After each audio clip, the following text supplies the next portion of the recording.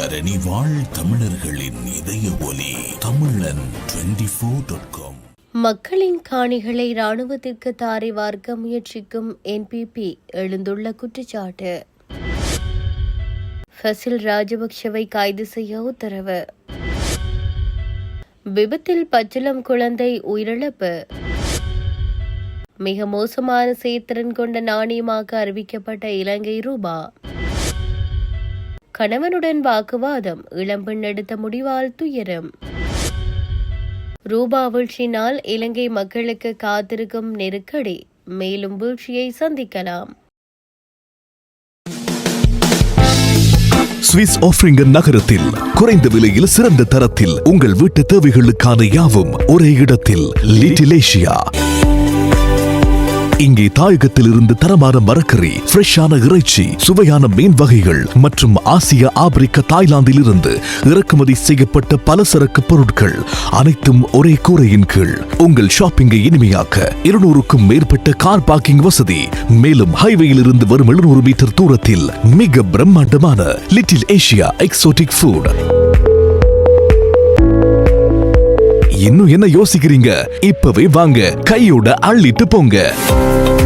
Little Asia exotic food, park வெக் 2, 4665 ஆஃப்ட்ரிங்கன். தொடர்புகளுக்கு 0627 981111.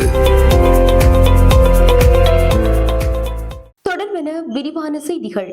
கிளிநொச்சி இயக்கச்சியில் உள்ள தனியாருக்கு சொந்தமான காணியை மக்களிடமிருந்து பிடுங்கி இராணுவத்திற்கு வழங்க தேசிய மக்கள் சக்தி அரசாங்கம் மும்முரமாக செயற்படுவதாக நாடாளுமன்ற உறுப்பினர் கஜேந்திரகுமார் பொன்னம்பலம் குற்றம் சாட்டியுள்ளார். நேற்று குறித்த தனியாருக்கு சொந்தமான காணியில் அமைந்துள்ள இராணுவ முகாமை இராணுவத்தின் தேவைக்காக சுவீகரிப்பதற்காக அளவீடு செய்ய வந்தமை தொடர்பில் அவரை தொடர்பு கொண்டு வினவிய போதே அவர் இவ்வாறு தெரிவித்தார். இதுகுறித்து அவர் மேலும் தெரிவிக்கையில், தனியாருக்கு சொந்தமான 12 ஏக்கர் நிலத்தில் அடாத்தாக ராணுவ முகாம் அமைக்கப்பெற்றுள்ளது.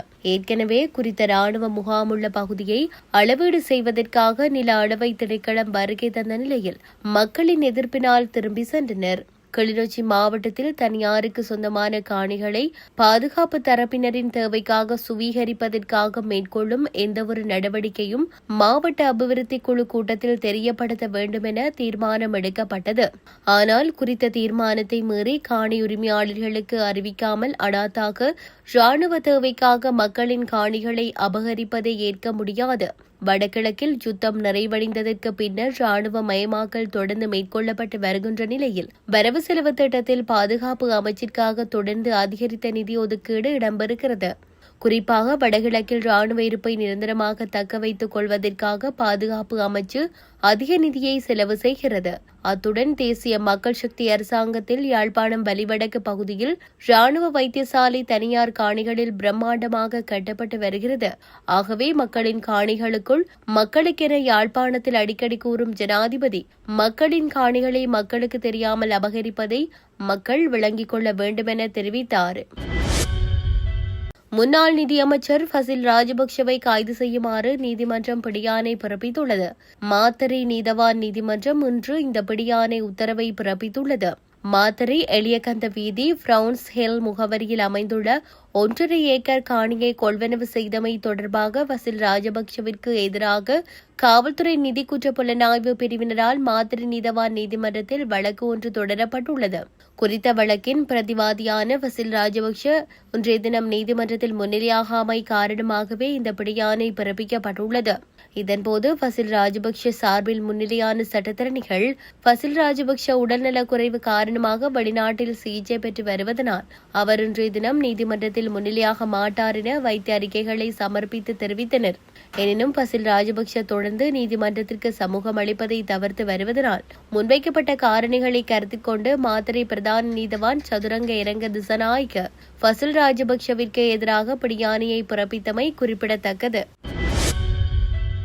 நிட்டம்புவ ருவன்வெல்ல வீதியின் கோனகல பகுதியில் முச்சக்கர வண்டியொன்று வேக கட்டுப்பாட்டை இழந்து கவிழ்ந்து விபத்துக்குள்ளானதில் 3 மாத குழந்தை பரிதாபமாக உயிரிழந்துள்ளது. நேற்று பகல் இந்த விபத்து சம்பவம் இடம்பெற்றுள்ளதாக போலீசார் தெரிவித்துள்ளனர். விபத்தின் போது வாகனத்தின் பின் இருக்கையில் பயணித்த பெண்ணும் அவரது குழந்தையும் பலத்த காயங்களுக்குள்ளான நிலையில் அவிசாவடை வைத்தியசாலையில் அனுமதிக்கப்பட்டனர். எனினும் அங்கு சிகிச்சை பலனின்றி 3 மாதமேயான பெண் குழந்தை உயிரிழந்துள்ளதாக போலீசார் தெரிவித்துள்ளனர். உயிரிழந்த குழந்தை கோனகல பகுதியை சேர்ந்தவர் என தெரிவிக்கப்படுகிறது. விபத்து தொடர்பில் முச்சக்கர வண்டி சாரதி கைது செய்யப்பட்டுள்ளதுடன் ருவன்வெல்ல போலீசார் மேலதிக விசாரணைகளில் ஈடுபட்டு வருகின்றனர். இந்த மாதம் ஆசியாவிலேயே மிக மோசமான செயற்திறன் கொண்ட நாணயமாக இலங்கை ரூபா அறிவிக்கப்பட்டுள்ளது. உலகின் முன்னணி வர்த்தக இணையதளமான ப்ளூம்பெர்க் இதனை அறிவித்துள்ளது. இலங்கை ரூபாவின் செயற்திறம் தொடர்பில் ப்ளூம்பெர்க் இணையதளம் வெளியிட்டுள்ள அறிக்கையில் கடந்த சில நாட்களாக டாலருக்கு எதிராக இலங்கை ரூபாவின் பெறுமதி தொடர்ந்து சரிவை சந்தித்து வருகிறது. இனிவரும் நாட்களிலும் கூட ரூபாவின் பெறுமதி சரிவை சந்திக்கக்கூடும். எரிபொருள் விலை அதிகரிப்பு உள்ளிட்ட காரணிகளால் இந்த பெறுமதி வீழ்ச்சியை இலங்கை ரூபா எதிர்கொண்டுள்ளது. மேலும் கடந்த 3 ஆண்டுகளில் இல்லாத அளவுக்கு ரூபாவின் பெறுமதி குறைவடைந்துள்ளதென்று குறிப்பிடப்பட்டுள்ளது. மட்டக்களப்பு களுவாஞ்சிக்குடி போலீஸ் பிரிவுக்குட்பட்ட பழுகாமம் பகுதியில் நேற்று முன்தினம் 22 வயது இளம் குடும்ப பெண் உயிரை மாய்த்த சம்பவம் துயரத்தை ஏற்படுத்தியுள்ளது.